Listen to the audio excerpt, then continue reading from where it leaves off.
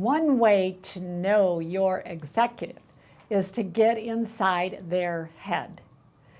That means to learn how they think, to see what they see, to understand why they feel how they feel. So why is this important? Because you will feel more confident in making decisions, because you will be thinking in the way they think. The other reason is it will help minimize any feelings of frustration or stress you might have. In other words, you might have one view or one perspective of something, or you may not understand why your executive told you to do what they told you to do. But if you stay in the question, if you ask them questions that involve them telling you what's going on inside their head or why they came to that conclusion, then you will have a better understanding, and it'll be, a lot easier to follow through on what they want you to do and also build rapport. So how do you get inside someone's head? I love this. I absolutely love this. First is to be inquisitive. Ask questions, but let me tell you what kinds of questions.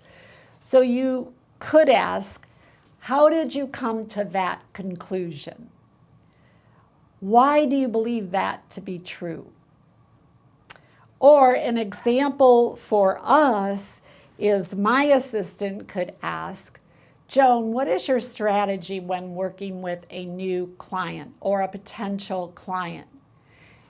Then if I explain my approach and how I work with a new client, or someone calls in and they want to talk to us about training, and I teach my assistant what goes on in my head and how I approach that, then my assistant is able to make that initial contact and have that initial conversation. Your executive will be highly impressed if you start asking those kinds of questions. If you start asking those kinds of questions, here are the benefits. Your executive will see you at a new level. They'll include you in more challenging assignments and projects, and they'll be there for you. When you start asking those kinds of questions, you build trust, you become more valuable, you expand your knowledge, and you grow your skill set. The second way to get inside your executive's head is to observe how they speak. Just listen to the words they use. Listen to the context of their messages.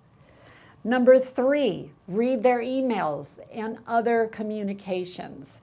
Again, you're reading it, though, to understand their thinking, not just, they scheduled an appointment with Joe Smith.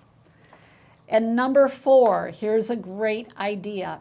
Interview your executive. Yes, interview them.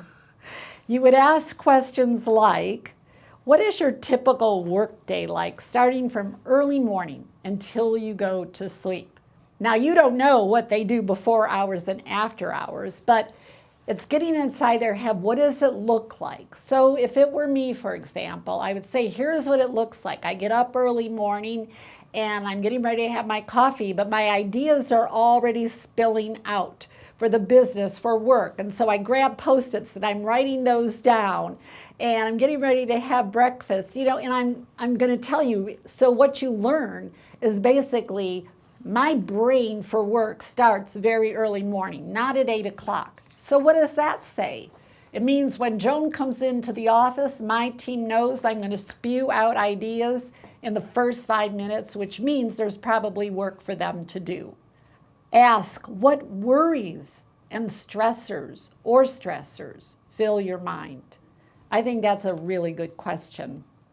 In the big picture of everything, what 3 things matter to you most when it comes to business? Once you start this process, you will find it fascinating. So please start to get inside your executive's head.